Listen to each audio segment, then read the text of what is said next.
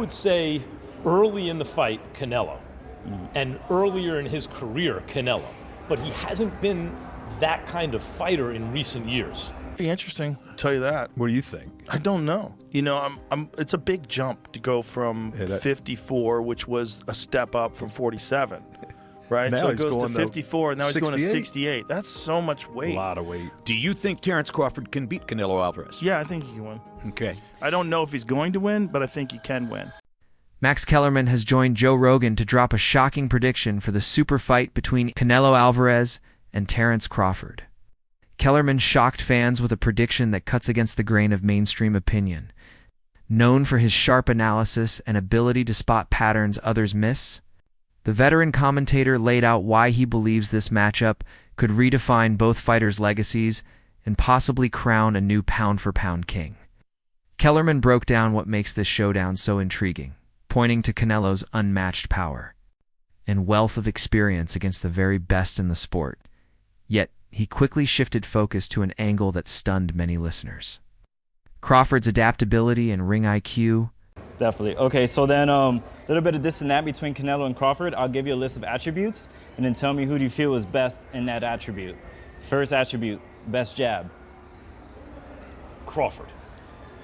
Best defense. Crawford. Nowadays, Crawford. I would say early in the fight, Canelo, and earlier in his career, Canelo, but he hasn't been that kind of fighter in recent years. Although Crawford is also hittable. With any fighter, when you talk about their defense, the question is not, can they be hit with a shot? You take punches. Everyone, the greatest defensive fighters ever get hit. Pernell Whitaker, Willie Pep, Floyd Mayweather, they all get hit. The question is, can you hit them with combinations? And both guys are hard to hit. With the two-piece, hard to hit. So who has the best footwork out of the two? In terms of cutting off the ring, last fight notwithstanding, Canelo has gotten much better at cutting off the ring. But, you know, early in his career, he had a problem with that and was much more comfortable counterpunching. But overall, I have to say Crawford. If you go down the list and ask me about tactical advantages, most of them are Crawford. What Canelo has is size, and as a result, physical strength and punching power. Canelo also has a great chin. But in terms of, if you want to go skill for skill, especially the recent version of Canelo, who's had to turn into a seek and destroy guy, who had to learn as his career went on to cut off the ring and not just follow guys around. Like Lara, Trout, Floyd, he followed those guys around. He had trouble because he's really a natural counterpuncher who wants you to come to him. But in recent years at super middleweight, he's gotten really good at cutting off the ring. Again, last fight notwithstanding. So as an overall suite of skills, recent vintage, it's been Crawford. Okay. But Canelo also is skilled and has a larger skeleton than Crawford. No matter what they weigh, Canelo's the bigger guy. Yeah. You briefly mentioned Canelo's power, so who, I would assume Canelo has the You'd have to think, unless Crawford, Crawford was on a knockout streak until he moved up to junior middleweight and then failed to stop Madrimov. So, and Canelo, though he has not stopped anyone in a while, we've seen he's a real puncher at 68. As far as speed, who has a better speed? You would imagine Crawford, given the fact that he is the naturally smaller fighter, and I would assume he could maintain that advantage going into this fight. Last attribute, ring IQ. They both have sky-high ring IQs. If I have to, Crawford. If you ask me again, there's a reason that I think Crawford's the best pound-for-pound fighter in the world. Kellerman is making a high-profile return to boxing commentary as part of Netflix's broadcast team for the Canelo vs. Crawford fight on September 13, 2025. This marks his first major boxing role since being let go by ESPN in 2023. Kellerman will serve as a fight analyst alongside John Anik and Andre Ward, bringing his signature insight and decades of experience to what promises to be one of the most watched boxing events of the year. Speaking at the announcement of his return to the Netflix broadcast team for the Canelo vs. Crawford fight, Kellerman described this clash as a perfect storm and explicitly stated that Crawford, more than Canelo, currently holds the pound-for-pound crown. He named Crawford the best P for P currently, while noting that Canelo Alvarez once held that honor before Bud rose to the top. I want to bring up the first member of our broadcast team. He is the best boxing analyst in the sport. Ladies and gentlemen, Max Kellerman.